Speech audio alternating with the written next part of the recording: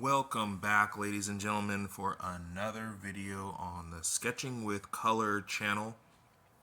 Today, I want to review some of the very best books that I have come across for learning how to draw, learning how to paint, learning composition, all of these topics.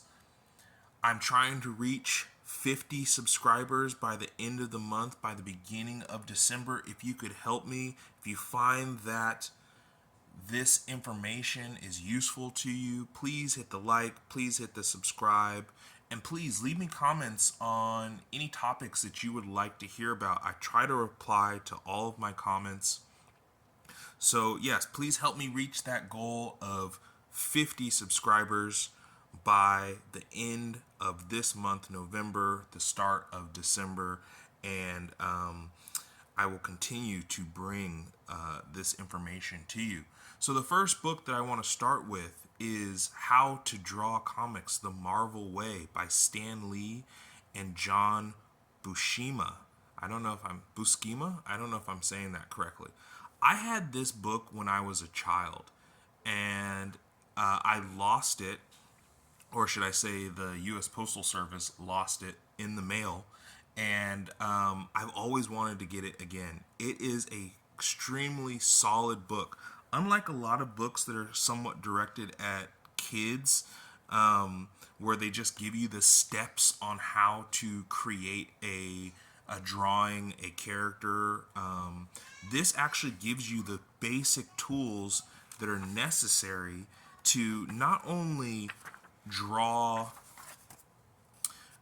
figures from your imagination, but also environments. It talks about perspective, but it introduces it in a very simplified way. It describes how to break things down into simple three-dimensional objects. And then it also has an excellent section on composition and gesture. This is a great book, especially if you are new to drawing, if you're interested in comic books, which I am. I'm interested in telling stories with my art, something that I'm still working on. I'm still working on learning how to do environments and such, but this is a great book for that. And it even goes into, how to do panels one way and then how to improve those panels. So this is just a really cool book. I highly recommend it. I picked this up actually yesterday at Barnes and Nobles, and this kind of is rounding out my collection of books that I've always wanted to have in my art book collection.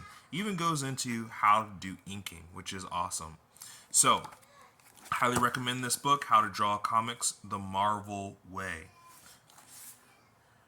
Next up, Perspective Made Easy by Ernest R. Norling. This book is, what I really like about this book is that it takes on almost a narrative quality in teaching perspective. This is a classic in the genre, and it starts with 1 point perspective, as it should, and it goes to 2 point perspective. This is a bit of a step up from the perspective section in the previous book, How to Draw Comics the Marvel Way. It goes into more depth, which makes sense because it is a book on perspective and not on any other subject. But it goes into some more of the nuances, some of the things that you have to take into account when you are creating different scenes or trying to depict different things. And again, I really like that narrative quality.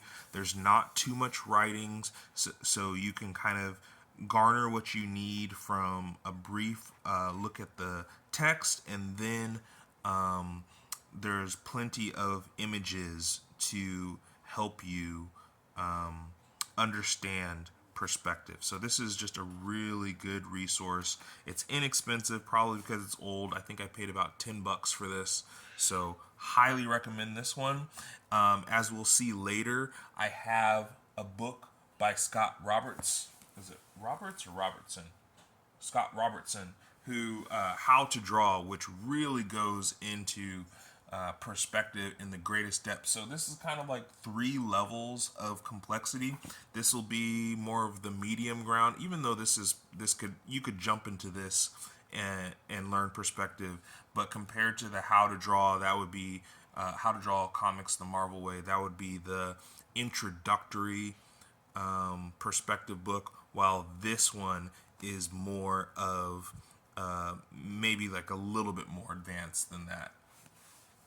So we'll just keep the theme of perspective here, and this is Scott Robertson's How to Draw. This is basically the Bible. Okay, so this is I have yet to see a book on drawing that goes into more detail. They may be out there. I'm sure that there are some out there, but this is as much as I need.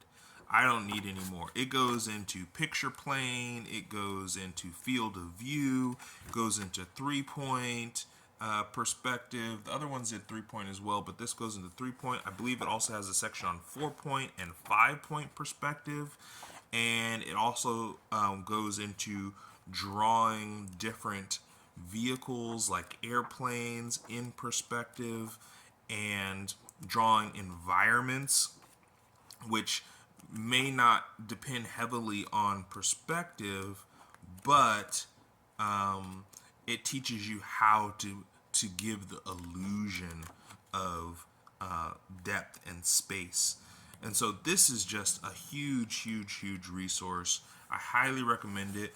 It's probably going to take you some time to get through it. It's 200 dense pages of text and diagrams, examples, but it really starts from the beginning.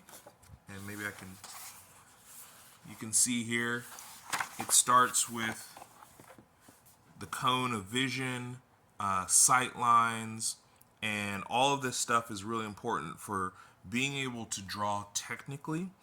You probably don't need all this information if you are drawing comic books or if you're just drawing for fun. But if you're doing technical drawings and you really need that precision, then it's probably a really good idea to delve into these topics. But knowing these things, even if you're not a master at them, will also help your visual storytelling.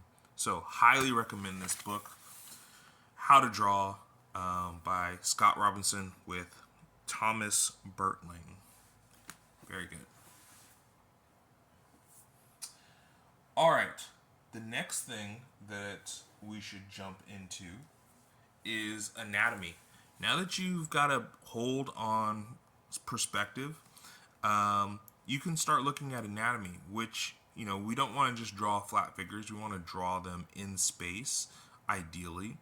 And so for that one, this is probably the best book that I've found on figure drawing that I enjoy. There are so many. There's so many. So I'm sure that there are some that I've left out, but this is probably the most accessible and the one that I've enjoyed the most. I have a few others, but this one I really like. Now, this one goes into everything as simple as gesture and form and balance. And then it goes into the more specifics of the different body parts, the underlying bone structures, all with these really beautiful and accessible images. So I highly recommend this book. I don't know what else to say about it. It's more accessible than some, maybe less accessible than others, but I really enjoy it. And it just gives a really good breakdown. So once you've got a little bit of a handle on perspective, you can draw your 3-dimensional boxes, you can draw your cylinders and stuff. Now it's time to jump into the anatomy, and really put that to use. And learning the human figure is probably the best way to jump into anatomy because, or I'm sorry, the best way to jump into drawing in general, because if you can draw the human figure well, you're going to be basically able to draw anything well. So, delving into the challenge of representing the human body will allow you to jump into animals, will allow you to jump into drawing trees or vehicles or all that stuff. Because once you learn the basics of breaking things down into their three-dimensional forms and then putting them together in an aesthetically pleasing way, you can do that with anything. All right, I'm going to stop here and we'll do a part 2 of my favorite drawing and art books. Again, I'm trying to reach 50 subscribers by the beginning of December. If you could help me out, if you found this information useful, please do so. Hit that subscribe button and please leave a comment. Let me know how I can improve my channel, what topics you guys would like me to go into, and I am very happy to tailor it to whatever is most useful to you guys. And doing so just helps me to learn more, so it's a win-win. All right, thank you for watching.